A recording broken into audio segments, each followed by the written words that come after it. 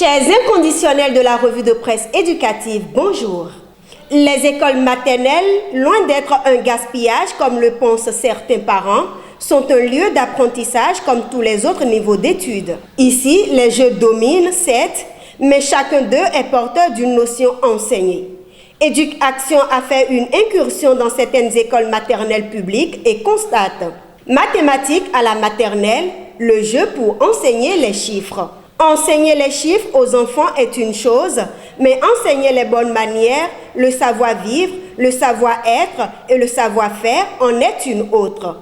Et de plus en plus dans nos rues, nos écoles et dans nos milieux familiaux, certains comportements des apprenants portent à croire que les parents ne jouent plus de façon responsable leur rôle d'éducateur. Dans une communication faite sur l'importance de la parentalité responsable dans l'éducation des enfants africains, un enseignant de l'Université d'Abomey-Calavi est revenu sur la question.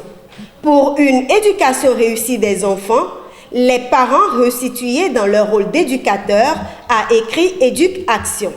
Dans l'enseignement secondaire, les examens de fin d'année scolaire s'approchent, mais les parents d'élèves s'indignent contre les TD, les travaux dirigés.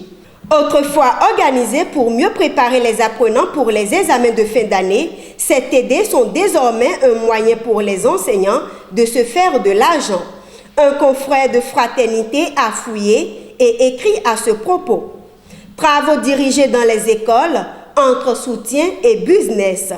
En attendant que les autorités trouvent des solutions aux TD qui deviennent une préoccupation pour les parents, la nation revient sur la question du renvoi des apprenants lors des évaluations pour motif de non-paiement des frais de scolarité. Interdiction de renvoi des élèves lors des évaluations, le gouvernement clarifie, nous informe la nation. Parlons festivités à présent, le lycée Mathieu Bouquet de Parakou fête ses 60 ans de vie.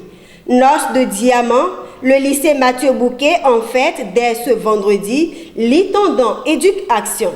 Dans l'enseignement supérieur, un colloque se prépare pour être organisé du 22 au 26 septembre 2025 à l'Université d'Abomey-Calavi. À cet effet, un appel à soumission des résumés de production scientifique a été lancé et prend fin bientôt.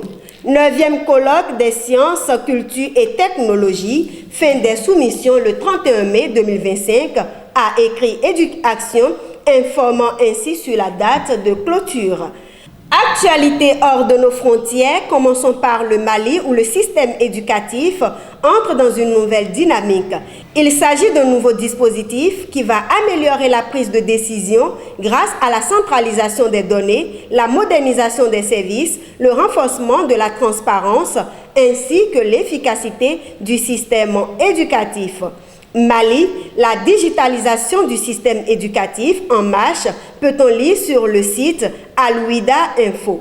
En République démocratique du Congo, les candidats aux différents examens de fin d'année sont désormais fixés sur les dates retenues pour chaque examen. Épreuve certificative 2025, voici les dates à retenir pour les ATAT, l'ENAFEP et le TENASOSP. Lit-on sur le site d'information du ministère de l'Éducation nationale et Nouvelle Citoyenneté. Fin de cette revue de presse éducative que nous vous remercions d'avoir suivi. À bientôt.